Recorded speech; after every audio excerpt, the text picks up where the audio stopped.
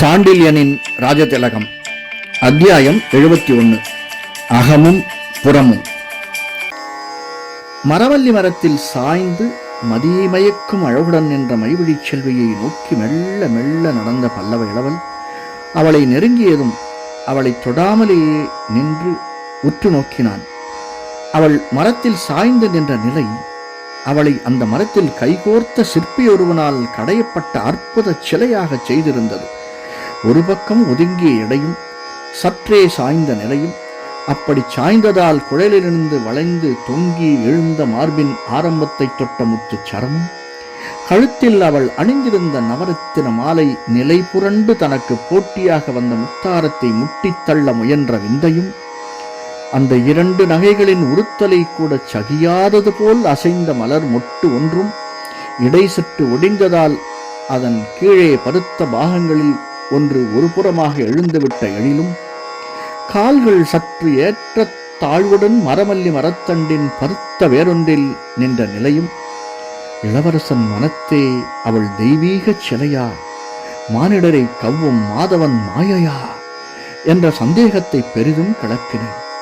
கிருஷ்ணபக்ஷத்தின் இருட்டு கூட அவள் அழகை தன் கண்களில் இருந்து மறைக்க முடியாததையும், வானம் அளித்த சிறு வெளிச்சம் கூட அவள் வதனத்தின் சிறப்பை குறைக்க முடியாமல் இருந்ததையும், இன்னொரு மதியை பூமியில் கண்டுவிட்டன போல் தாரகைகள் கண்களை சிமிட்டி வெட்கப்பட்டதையும் கண்டு, காளிதாச மகாகவி ரகுவம்ச மகாகாவியத்தில் இந்துமதியை விளக்கமாக வர்ணித்தது எத்தனை உண்மையாக இருக்க வேண்டும் என்று உள்ளூர சொல்லிக் கொண்டான் பல்லவ இளவன். அந்த காவிய விளக்கு சுயம்பர மண்டபத்தில் இருந்த மன்னர்களின் முன்பு சென்றபோது அவர்கள் முகங்கள் பளிச்சிட்டன, அகன்றதும் இருட்டி கருத்தன. இந்த விளக்கு என்னை என்ன செய்கிறது பார்ப்போம் என்று எண்ணிக்கொண்டே அவளை அணுகி அவள் இடையில் தனது கையை வைத்தான். மைவிழி என்று மெல்ல அழைக்கவும் செய்தான். அவள் பதிலேதும் சொல்லாவிட்டாலும் தன் கை பட்டதும் அவள் உடல் சிறிது சிலிர்த்தது அவனுக்கு நன்றாக தெரிந்தது. காதலன் கைப்பட்டதும் காரிகைக்கு மயிர்கூச்சல் ஏற்படும் என்பதை ஆதி மகாகவியான வால்மீகி சந்தியாகால வர்ணனையில் உணர்த்தியிருப்பது எத்தனை உண்மை என்பதை புரிந்து கொண்டான் பல்லவ இளவன். அந்த மயிர்கூச்சுக்கு அவர் வானின் தாரகைகளை ஓமையாக குறிப்பிட்டது எத்தனை பொருத்தம்! நட்சத்திரங்கள் ஒரே சமயத்தில் தோன்றுகின்றன, ஒரே சமயத்தில் மறைகின்றன.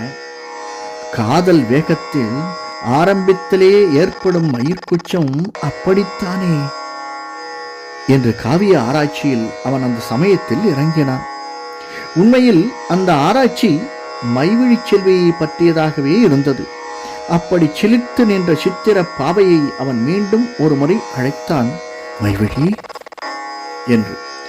அந்த இரண்டாவது அழைப்புக்கு அவனிடம் இருந்து அழைத்த அந்த காரிகை பதிலாக என்று மட்டுமே சொன்னான். அந்த கூட வேங்குழலின் ஏதோ மெல்லிய நாதம் போல் அவன் காதில் ஒலிக்கவே, அதிலும் மயங்கிய பல்லவ இளவல் உரையாடலை வளர்க்க இஷ்டப்படாவிட்டாலும், இந்த இருட்டில் இங்கு எதற்கு வந்தாய் மைவிழி என்று கேட்டு இடையிலிருந்த இடது கையை எடுத்து அவள் தலைக்கு மேலே இருந்து மரத்தண்டில் வைத்து கொண்டு வலது கையை வலப்புறத்தில் வைத்தான். மைவிழியின் உணர்ச்சிகள் மெல்ல கட்டை மீறி கொண்டிருந்தன. இளவரசன் நிலையும் கொந்தளிக்கும் கட்டத்துக்கு வந்து கொண்டிருந்தது. இளவரசன் அந்த நிலையிலிருந்து தன்னை விடுவித்துக் கொள்ள அவள் தலையில் விழுந்திருந்த 2 மரமல்லி மலர்களை தனது கையால் உயர்த்தி எடுத்து முகர்ந்தான். மைவிழி, உன் குழலுக்கு மலர் சூட்ட இந்த மரவல்லி மரம் கூட ஆசைப்படுகிறது என்று மெல்ல கூறி தனது முகத்தை அவள் முகம் நோக்கி தாழ்த்தினான். நான் கேட்ட கேள்விக்கு பதிலே சொல்லவில்லையே மைவிழி என்று மீண்டும் கேட்டான், ஏதோ கேட்க வேண்டும் என்பதற்காக. அவள் இரவின் ஆரம்பத்தில் நீராடியிருந்தபடியால் அவளது அழகிய உடலிலிருந்து அப்பொழுதும் எழுந்த தசாங்கப்பொடியின் நறுமணம் அவன் நாசிக்கு சுகந்தத்தை அளித்ததால் கேள்வி கேட்பதுடன் அவன் நின்னாமல் பெருமூச்சொன்றும் விட்டான். இளவரசன் நிலை மைவிழிக்கு நன்றாகவே புரிந்தது. அவன் கேட்ட கேள்வி உணர்ச்சிகளை மறைக்க ஒரு புரட்டு என்பதை அவள் நன்றாக உணர்ந்தாள். தங்கள் இருவர் உள்ளங்களும் பேசத் துடிக்கும் பேச்சு, கேட்க எண்ணும் கேள்விகள் வேறு என்பதை அவள் சந்தேகமர அறிந்திருந்தாளாதலால் இந்த புரட்டு எதற்கு என்று தன்னைத்தானே வினவிக்கொண்டாள். ஆனால் இத்தகைய பொய்க் கேள்விகளும் பதில்களும் அவற்றுக்கிடையே அவரவர்கள் செயலுக்கு துடிக்கும் அவயவங்களின் உண்மையும் கலந்துதான் இருந்தது காதலுக்கு என்றும் நினைத்தாள். மெல்ல புன்முறுவல் கொட்டினாள். அத்துடன் சொன்னாள், சுதந்திரமாக சிறிது நேரம் தனிமையில் கழிக்கலாம் என்றுதான் வந்தேன் என்று. இளவரசன் இதழ்கள் அவள் முதலை தொட்டன. பிறகு மீண்டும் சொற்களை உதிர்த்தன. நான் கெடுத்து விட்டேன் போலிருக்கிறது. மெல்ல நகைத்தாள் மைவிழி. அந்த நகைப்பொலி ஜலதரங்கத்தின் மந்திர ஸ்தாயி ஸ்வரங்களைப் போல் சோலையின் நிசப்தத்தை லேசாக ஊடுருவின. எதற்கு நகைக்கிறாய் மைவிழி என்ற கேள்வி அவள் இடது செவியின் ஒலித்தது.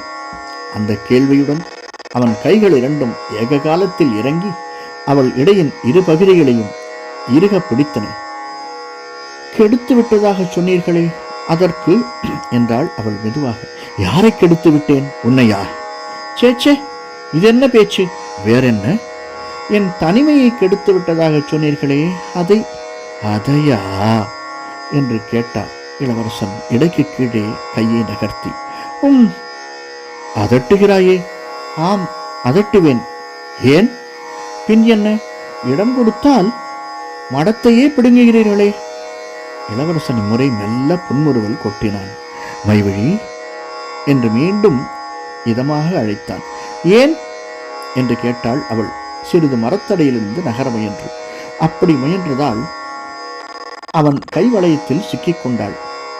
நான் என்ன அத்துணை துஷ்டனா என்று வினவினான் பல்லவேளவில் மிக மெதுவாக. பரமதுஷ்டர். அப்படி என்ன செய்துவிட்டேன்? இதோ நான் அப்படியும் இப்படியும் போக விடாமல் கைகளால் வளைத்து விட்டீர்களே.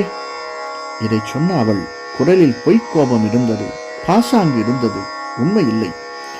இளவரசன் இரு கைகளாலும் அவளை பிடித்து சற்று எட்ட நிறுத்த பார்த்தான். பிறகு கேட்டான், வளைக்காமல் என்ன செய்வது?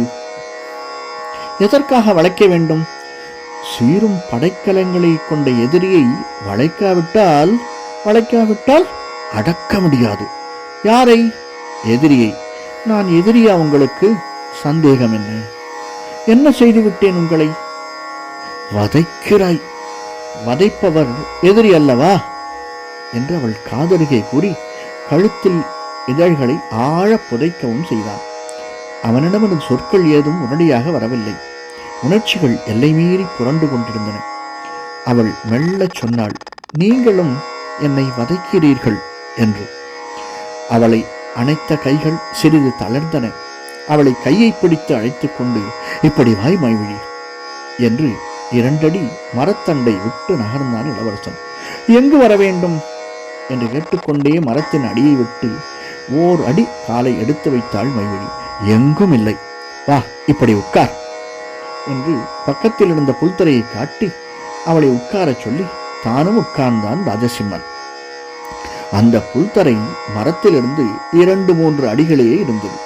அதன் மீது மரமல்லி மலர்கள் ஏராளமாக உதிர்ந்து புல்லின் பசுமையை வெண்மையாக மாற்றியிருந்தன.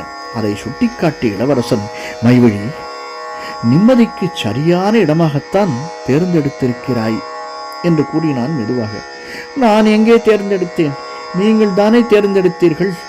மரத்தடியில் நின்றிருந்த என்னை இழுத்து வந்து இங்கு உட்கார வைத்தது நீங்கள் தானே என்று கேட்ட மைவிழி அவன் கண்களுடன் தன் கண்களை கலந்தாள்.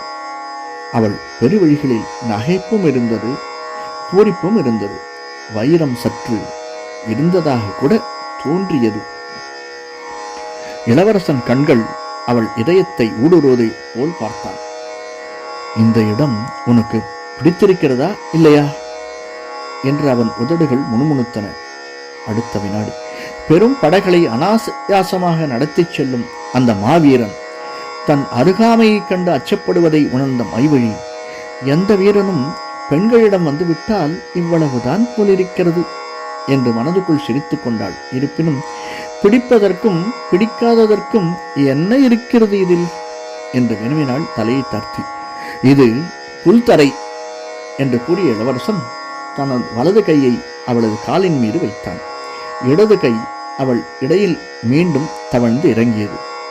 அது தெரிகிறது என்று கூறினாள் மைவிழி. மரமல்லி மலர் படுக்கை விரித்திருக்கிறது என்று இழுத்தான் இளவரசன். ஓஹோ, அப்படியா சமாச்சாரம் என்று மைவிழி அவனை விட்டு சிறிது நகர முயன்றாள். ஆனால் நகர முடியாமல் அவன் இடது கை முரட்டுத்தனமாக அவளை இழுத்து இருந்த இடத்திலேயே உட்கார வைத்து விட்டது. என்ன தெரிந்து கொண்டு விட்டாய் நீ என்று இளவரசன் அவளை இடது கையால் நன்றாக தன்னுடன் நெருக்கினான். மெல்ல மெல்ல அவள் சொன்னது சரியாகத்தான் போய்விட்டது என்ற மைவிழி அவன் கையிலிருந்து திமிர முயன்று முடியாமல் கூறினாள். யார் சொன்னது? என்ன சரியாக போய்விட்டது என்று கேட்டான் இளவரசன். தேவி சொன்னதுதான். யார்? ரங்கபதாகா தேவியா? ஆம். அவள் என்ன சொன்னாள்? எச்சரித்தாள். என்னை பற்றியா? ஆமாம். ஏதும் தெரியாதது போல் கேட்காதீர்கள்.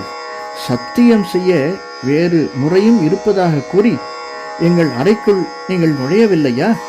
நுழைந்தேன். ஆனால் நீங்கள் பேசிக்கொண்டது என்னவென்று எனக்கு தெரியாதே. எல்லாம் தெரியும்.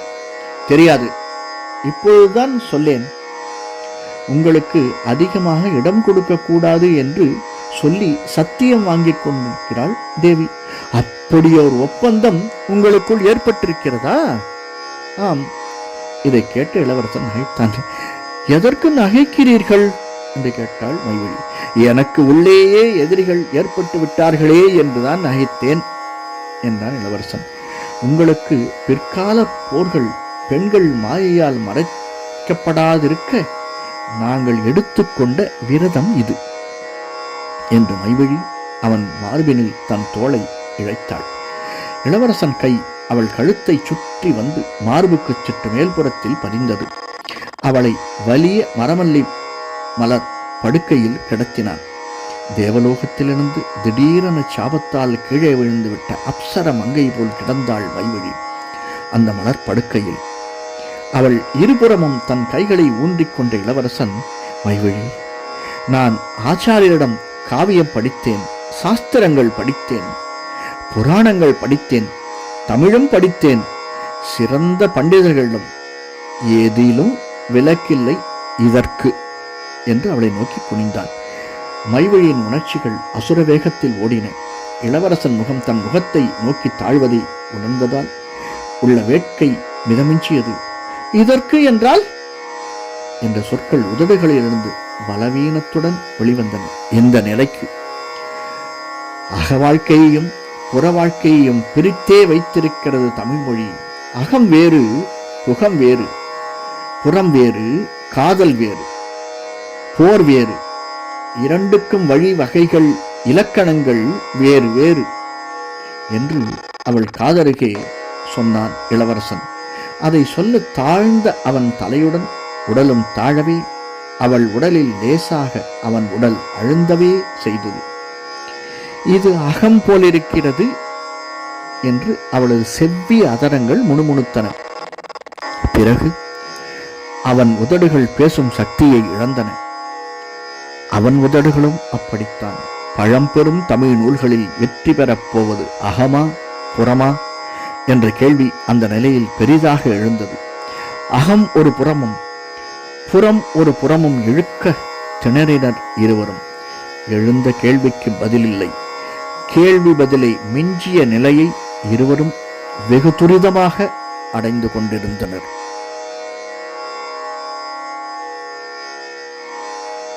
நன்றி. இந்த காணொளி பிடிச்சிருந்தேன்னா லைக் பண்ணுங்கள், சப்ஸ்கிரைப் பண்ணுங்கள், ஷேர் பண்ணுங்கள். வணக்கம்.